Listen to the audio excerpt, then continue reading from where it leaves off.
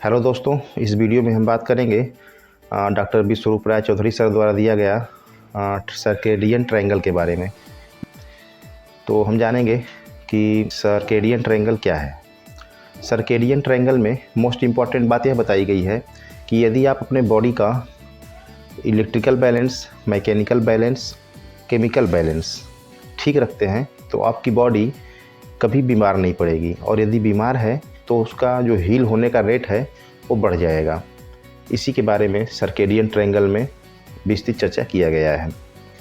तो हम आप लोगों को इसी आगे की वीडियो में सर्केडियन ट्रायंगल के ही बारे में, इलेक्ट्रिकल बैलेंस, मैकेनिकल बैलेंस और केमिकल बैलेंस को कैसे ठीक रखें, इस पे हम विस्तृत चर्चा आगे इस वीडियो में करेंगे। तो हेलो दोस्तों, मैं आर्यन, हमारे YouTube channel knowledgeable talk with Aryan में आप लोग का बहुत बहुत स्वागत है।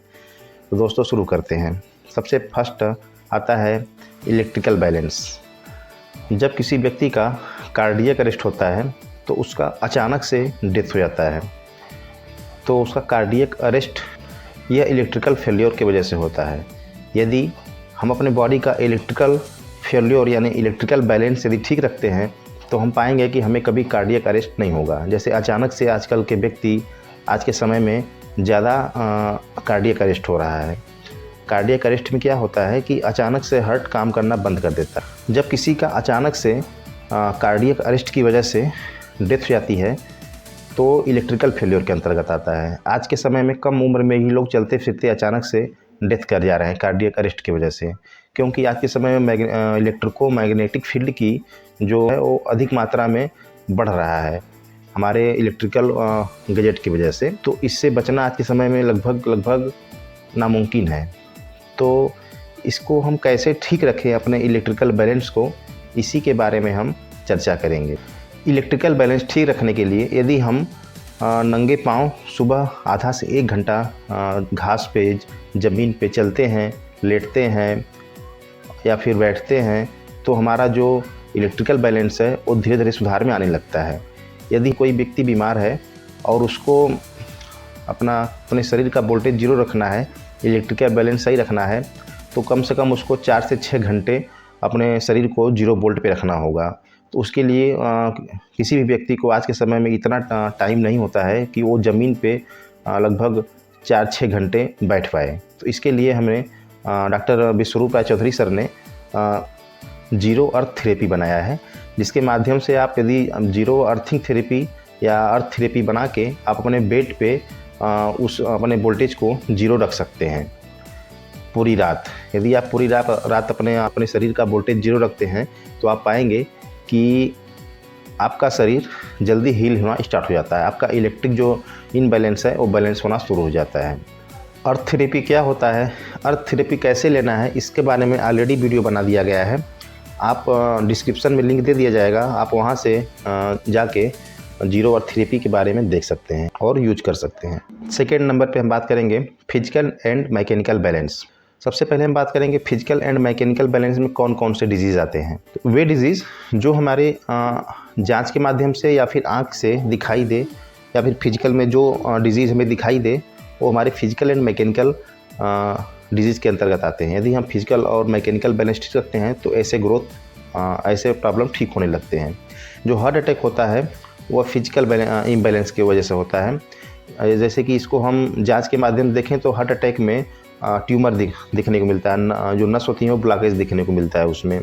और जो कार्डियक अरेस्ट होता है, कार्डियक अरेस्ट हमें इलेक्ट्रिकल इम्बैलेंस की वजह से होता है, जिससे कि जो हार्ट का पंपिंग है वो अचानक से रुक जाता है, उसमें इलेक्ट्रिकल फेल्योर होता है। लेकिन हार्ट अटैक में फिजिकल एंड मैकेनिकल फेल्योर की वजह से होता है। अब यदि हम बात करेंगे किडनी डिजीज़ हुआ, किडनी डिजीज़ की वजह से यदि हाथ पाँव में स्वेलिंग है, सूजन है, चेहरा फूला हुआ है, या फिर शरीर में कहीं भी ट्यूमर है, ट्यूमरस ग्रोथ हो रहा है इत्यादि, या फिर कैंसरस समस्या है, तो इन सबों को ठीक करने के लिए हमें अपने बॉडी का फिजिकल एंड मैकेनिकल बैलेंस को ठीक रखना पड़ेगा। तो हम जानेंगे कि फिजिकल एंड मैकेनिकल बैलेंस को कैसे ठीक रखा जाए। तो फिजिकल बैलेंस को दोस्तों ठीक रखने के लिए या मैकेनिकल बैलेंस को ठीक रखने के लिए हमें 360 डिग्री पोस्चुरल मेडिसिन के बारे में आप जानते होंगे।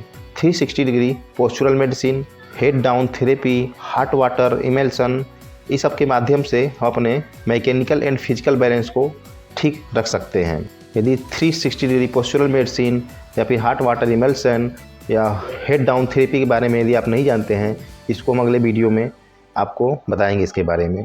यदि आप हॉट वाटर इमल्सन देते हैं या फिर 360 डिग्री पोस्चरल मेडिसिन साथ में करते हैं तो आप पाएंगे कि किडनी डायलिसिस की पेशेंट हैं तो उनका डायलिसिस ठीक होना शुरू हो जाता है। उनके शरीर का स्वेलिंग लगभग 1 दिन से तीसरे दिन में धीरे धीरे स्वेलिंग ख़त्म होना शुरू हो जाता है।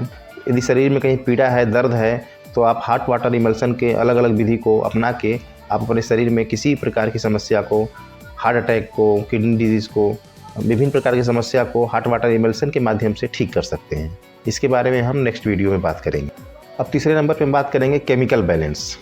कि केमिकल बैलेंस में यदि हमारे शरीर में कैंसर, कैंसरस ग्रोथ इत्यादि की समस्या है और भी विभिन्न प्रकार की कोई भी क्रोनिकल समस्या है, तो यदि हम अपने शरीर का केमिकल बैलेंस ठीक रखते हैं तो हम पाएंगे कि हमारा कैंसरस ग्रोथ इत्यादि जो क्रोनिक रोग हैं उनमें राहत मिलना शुरू हो जाता है। तो केमिकल बैलेंस को कैसे ठीक रखा जाए, इसके बारे में हम बात करेंगे। दोस्तों, केमिकल बैलेंस को ठीक रखने के लिए हमें लिविंग फूड लेना पड़ेगा। लिविंग फूड के अंतर्गत क्या आता है, जैसे DIP डाइट, यानी जो हमें फल सब्जी जो भी खाने हैं, जूसेज लेने हैं, वे रॉ फॉर्म में लेने हैं, उसको पकाने नहीं हैं, वे लिविंग फूड के अंतर्गत आते हैं। यदि हम उसको कुक्ड कर दिए तो डेड फूड के अंतर्गत आ गए। वो हमारे शरीर में बीमारी पैदा करेगी, ठीक नहीं कर सकती हमारी बीमारी खुद डेड फूड।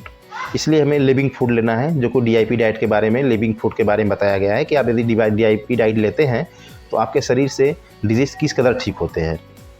DIP डाइट के बारे में जानने के लिए हमारे वीडियो के नीचे डिस्क्रिप्शन में लिंक दे दिया जाएगा, आप वहां से DIP डाइट के बारे में, डॉक्टर BRC सर के DIP डाइट के बारे में देख सकते हैं, जान सकते हैं। दूसरे नंबर पे आता है कि लिविंग वाटर।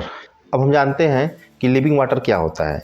दोस्तों, लिविंग वाटर जैसे जो झरने का पानी गिरता है वो लिविंग वाटर होता है, शुद्ध पानी माना जाता है, जीवित पानी माना जाता है, जिसे हम पी के अपने शरीर के डिजीज़ को ठीक कर सकते हैं। तो वैसा पानी यानी झरने का पानी हम घर में कैसे बनाएं, इसके बारे में हम बात करेंगे। तो लिविंग वाटर घर में बनाने के लिए हमें 3 पॉट मेथड अपनाना पड़ेगा। 3 पॉट मेथड क्या है, इसके लिए डॉक्टर BRC सर ने डिटेल में वीडियो बनाया है, जिसे हम आगे आने वाली वीडियो में आपको बताएंगे कि 3 पॉट मेथड क्या होता है और उससे अपने घर में आप लिविंग वाटर कैसे बना के पी के अपने डिजीज़ को ठीक कर सकते हैं। और यदि आप बीमार नहीं हैं, पीते हैं, तो कभी बीमार नहीं पड़ेंगे। यदि हम RO के पानी की बात करें तो RO के पानी में दोस्तों मिनरल डिफिशियंसी होता है। RO के पानी में उसमें का जो मिनरल है उसको छान दिया जाता है, जो कि हमारे शरीर और हड्डियों के लिए RO का पानी उपयुक्त नहीं होता है, इसलिए हमें RO का पानी का प्रयोग नहीं करना है। तो यदि आप केमिकल बैलेंस के लिए DIP डाइट और लिविंग वाटर का प्रयोग करते हैं तो आप पाएंगे कि आपके शरीर का केमिकल बैलेंस ठीक होना शुरू हो जाता है। तो दोस्तों, कुल मिलाकर सर्केडियन ट्रायंगल में यही बताया गया है कि यदि आप कितने भी क्रोनिक डिजीज़ से घिरे हुए हैं, कितने भी ज़्यादा परेशानी से घिरे हुए हैं, समय रहते हुए यदि आप अपने बॉडी का इलेक्ट्रिकल बैलेंस, मैकेनिकल बैलेंस और फिजिकल और केमिकल बैलेंस को ठीक कर पाते हैं तो आपका बॉडी पूरी तरह से ठीक हो जाता है। दोस्तों, यदि आप हमारे वीडियो को अभी तक सब्सक्राइब नहीं किए हैं तो प्लीज़ सब्सक्राइब करें और लाइक भी करें। आपके एक लाइक और सब्सक्राइब से हमें बहुत ज़्यादा मोटिवेशन मिलता है। तो मिलते हैं हम अगले वीडियो में, तब तक के लिए धन्यवाद दोस्तों।